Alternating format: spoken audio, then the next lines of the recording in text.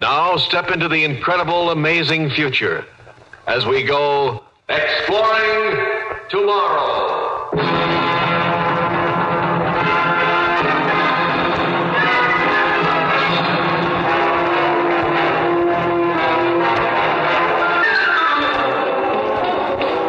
And now here is your guide to these adventures of the mind, John Campbell, Jr. For many years, a lot of us have been interested in considering the possibilities of meeting other life forms, other intelligent beings from other stars. Now, if there is life out there, some form of life, and remember, it may be beyond our most far-fetched imaginations. If there is life, and we have our own Earth ships going out in constant, regular deep space exploration, someday, somewhere, maybe even out in the gas cloud of the Crab Nebula, sometime we will meet.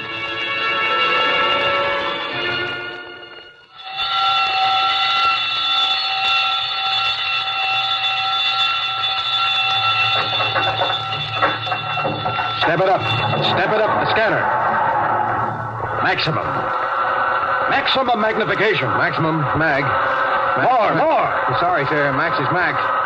You see? Can you see? Now, visibly. Quarter it, sir. Step up the scanner. Step it up. Don't you understand? I've got to see.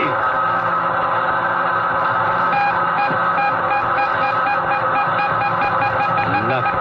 According to the reading, Captain, nothing, sir. Sir, Captain, hold it. On the bow quarter. Solid object. 80,000 miles, sir. 1 o'clock. Unknown object changing. 12 o'clock. Sound collision.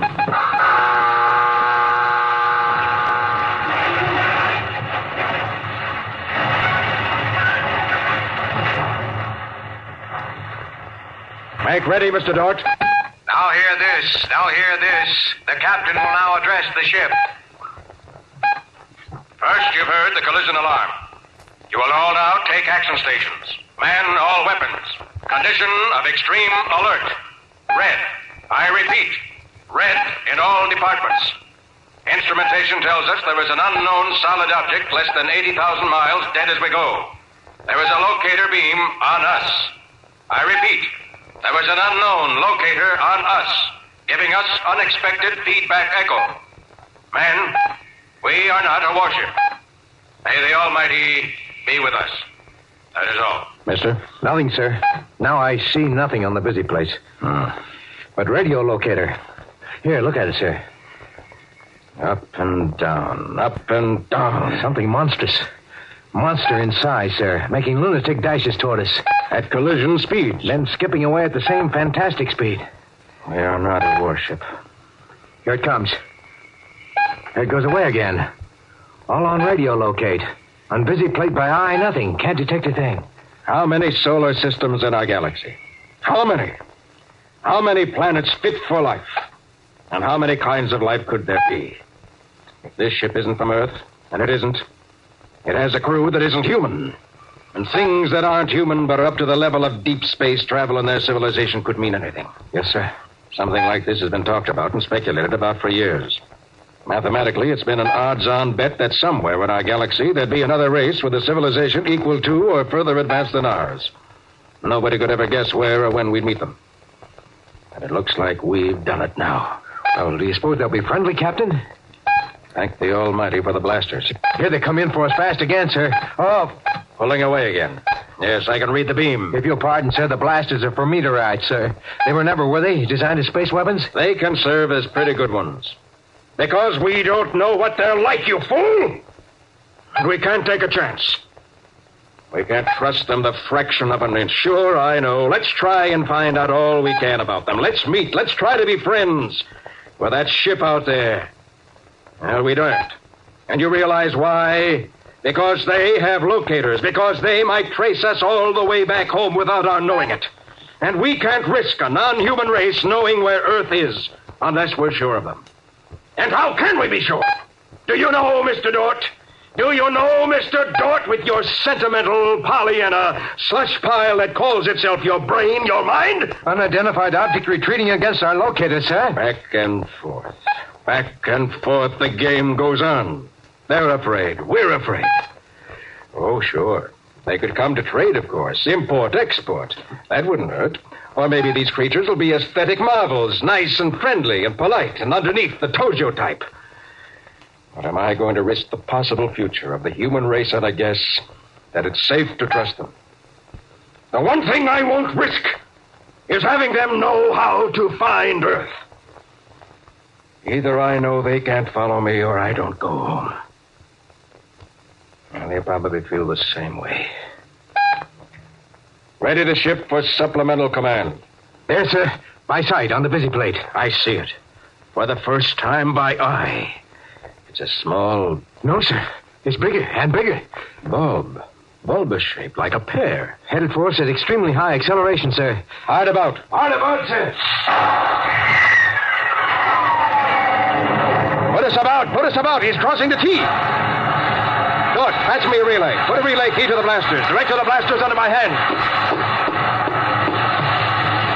This is the captain. Ready, blasters. Collision course with unidentified space object. Maximum power. Ready, blasters, section 1. This is it, men.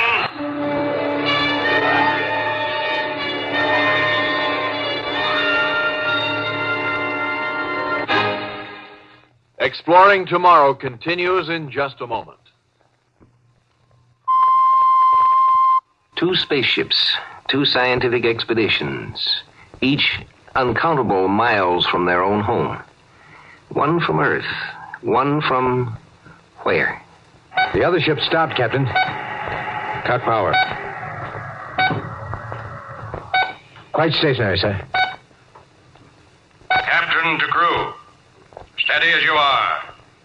Unidentified space object, now stationary. Do not fire. I repeat, fire only on command. This is a trick. You will fire only on command from myself and only when verified. As you are. Stop dead, sir. They are. Dead for sure. Have a look. How far do you make them? Range 20 miles, Captain. Now they're sending modulated shortwave at us, sir. Frequency modulated? Yes, sir. Yes, I see your needle. Apparently a signal. Not enough power to do any harm. Look up in the left bow busy plate, sir. There's something now. Yes, I see movement on the outside of their hull. Their coal black hull. We shine like a mirror. Did you ever hear of a jet black spaceship, mister? We want to reflect the sun. Perhaps they... Want or need to absorb heat from a passing sun. Yeah, I know. Now, what's that thing? Small, round, whatever it is, it's coming out of the side of the ship. Watch. Huh? You're dripping sweat on your instruments. Oh, I'm sorry, sir. Yes, I realize what they're up to. They send anything toward us, it might seem a projectile or a bomb. So they come close, let out a lifeboat, and go away again.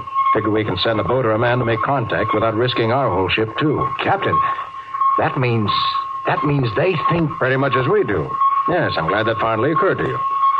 Mr. Dort, by law of Space Command, I'm not allowed to leave my ship except to jettison. Mr. Dort, this is not an order. No, sir. And would you care to go out and look the thing over, whatever it is? The alien ship continued to retreat. 40, 80, 400 miles. It came to a stop and hung out there, waiting. Earthman Tommy Dort, climbing into his atomic-driven spacesuit inside the airlock, heard this mileage report and felt safer, but just a little bit safer. For if the unknown black space intruder had stopped its retreat at 400 miles, he reasoned it might not have weapons effective at a greater distance. But Tommy felt lonely and a little expendable, speeding toward that tiny black dot which hung in the incredible brightness of the star gas. 4,000 light years from his wife and family and home. Speeding toward that tiny black spot, the only solid object he could see in all this glowing space. And then he landed. It was a slightly distorted sphere, not much over 6 feet in diameter. There were small tentacles or horns projecting from this black space orange. They looked rather like the detonating horns of an old-era submarine mine, but there was a glint of crystal at the tip of each. Then through his suit he began to feel vibrations. A section of the rounded hull beneath his feet opened up. He moved sideways fast. It opened up and out. And when he looked inside into the now open insides of the little sphere, no, he didn't see the first non-human civilized beings he expected. What he saw was simply a flat plate, and on that flat plate a dim red glow of light came and went.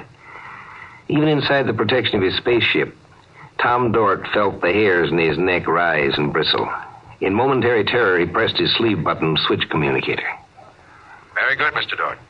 Don't panic. No need to panic. Fix your scanner to look into that plate. Harry, these creatures are our equal. But, sir... They dumped out a robot with an infrared visiplate for communication is all. Not risking any personnel. Good SOP for them. Whatever we might do would only damage machinery. That's good. That means they value life as you value yours. Maybe, though, they expect us to pull you with a sphere in on board. It may have a bomb charge that can be detonated when they're ready to blow for their own home. I'll send a visiplate out with a man to face one of its scanners. You return to the ship. Well done, Dort. Yes, sir. But which way is the ship? Head straight away from the Double Star. We'll pick you up, Dort.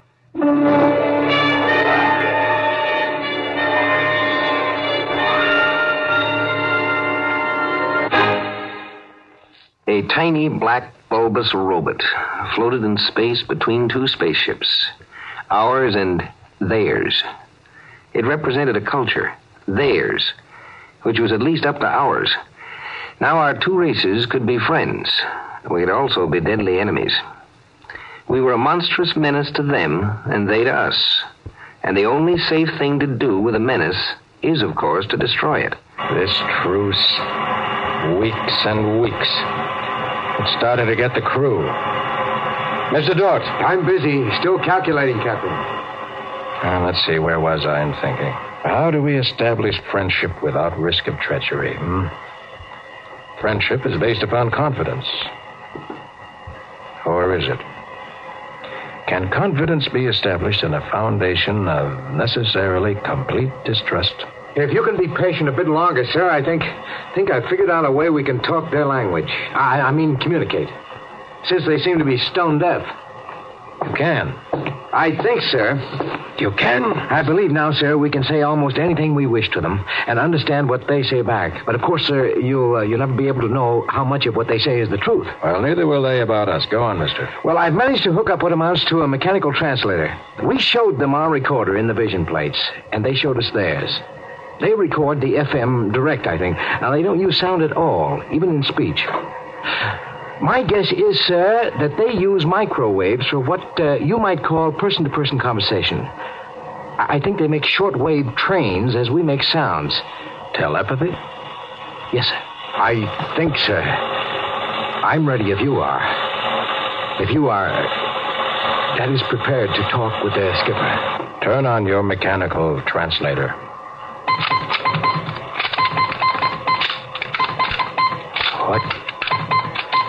What shall I say to them, Dort? What shall I say? They're waiting. They keep sending something like a CQ.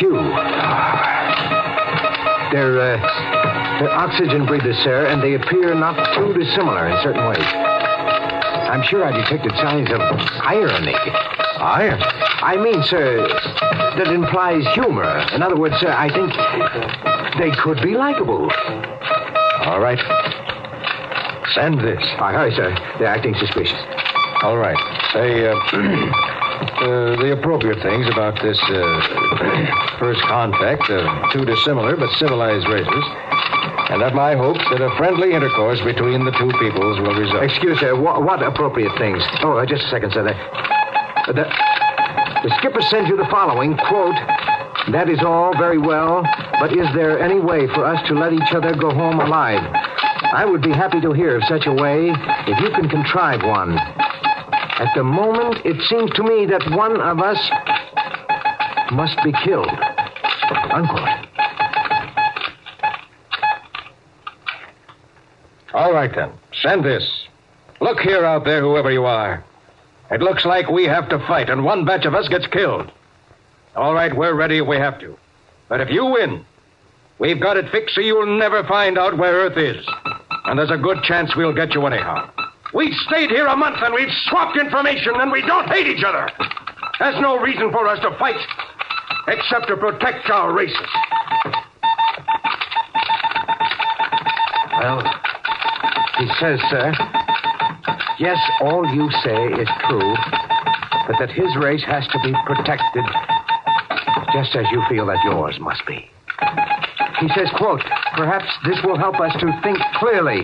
Suppose we make it so we can't find each other's home planet, but leave a way to communicate in the future. So work out grounds for a common trust. If our governments want to be fools, let them. But we should give them the chance to make friends instead of starting a space war out of mutual panic, unquote. All right, I have it. Send this. Okay, sir. Whoever you are, let's swap spaceships. Send it, send it. He answers. Interesting. What is rest of your swapping proposal? Send this. Swap ships and crews. I remove all star charts and anything else evidential. He removes all his navigational records. We train each other's key crewmen, and I go for home with my crew and his ship. He goes for home with his crew and his ship. That's my proposal. Tell him that's final. If he refuses, I'll blast. Oh, hold on, please, sir. He says, accepted. He says, accepted. With one proviso that we arrange to meet here, at this star fix, in exactly one astronome of the double star. Agreed. To us, that'll be a year. Send it. Now hear this. Now hear this. On signal, prepare to abandon ship. We sail for home as soon as we have learned to man controls of unidentified space object. And good Godspeed to us all. We will all see Earth again as soon as we are trained and we train them.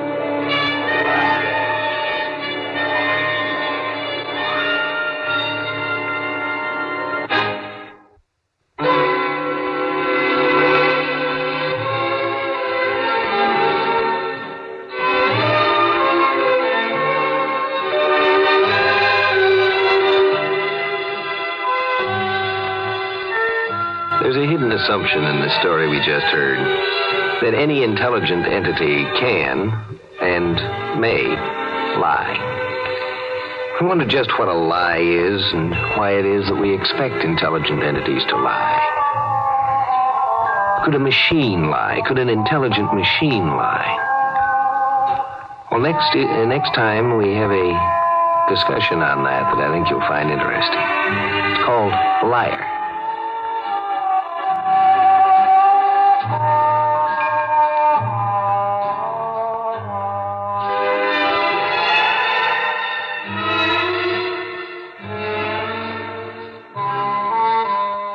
Join us for a fascinating adventure in Exploring Tomorrow.